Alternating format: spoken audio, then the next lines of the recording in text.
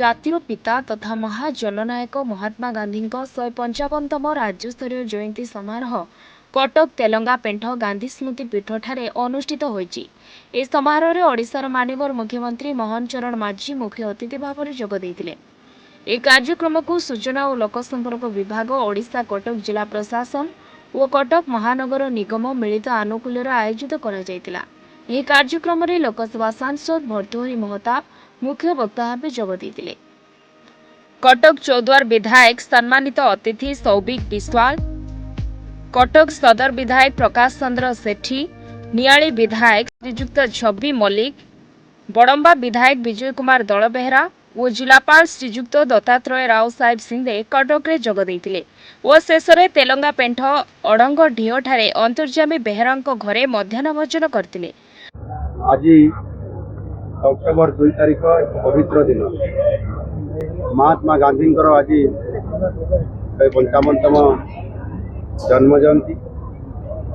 आई शुभ अवसर आज नुआ सरकार आमर आसला प्रथम थर कर मत सौभाग्य मिलला ये कटकर तेलंगा पेंठ जो 1934 मसीहा मई मास 16 तारीख ये संध्यार से पहुँची जो बटवृक्ष मूल से शयन करते से अस्पृश्यता बाबद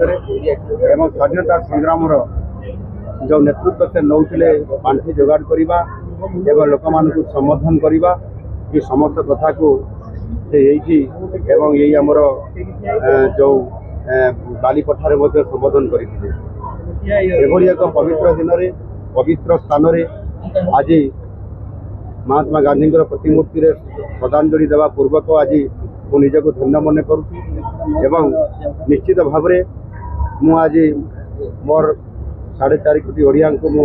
वार्ता देवाई चाहूँगी जे तांकर जो नीति एवं आदर्श एवं विचारधारा थिला से आधार में आम समस्त को अनुप्राणित होगापाई पड़ो। मुख्य थिला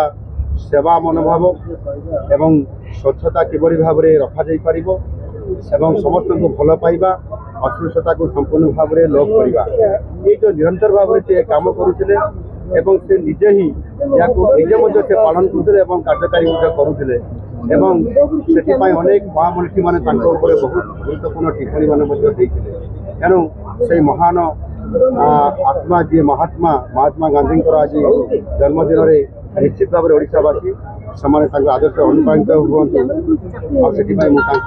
निश्चित भाव में निवेदन सहरांचल उन्नति विषय में आज वक्तव्य रखते महात्मा गांधी प्रति जो अंगीकार रही उपस्थिति द्वारा ही प्रदर्शित है। दृष्टि मु कहि तेलंगा पेंठरे जो ऐतिहासिक पदयात्रा समय रे महात्मा गांधी ये गोटे रात्रि रहणी तार स्मृतिचारण आज 155 महात्मा गांधी जयंती रे से करिसंती ये आम बहुत आनंदर विषय। कटक अशोक पति रिपोर्ट न्यूज 8 ओडिया।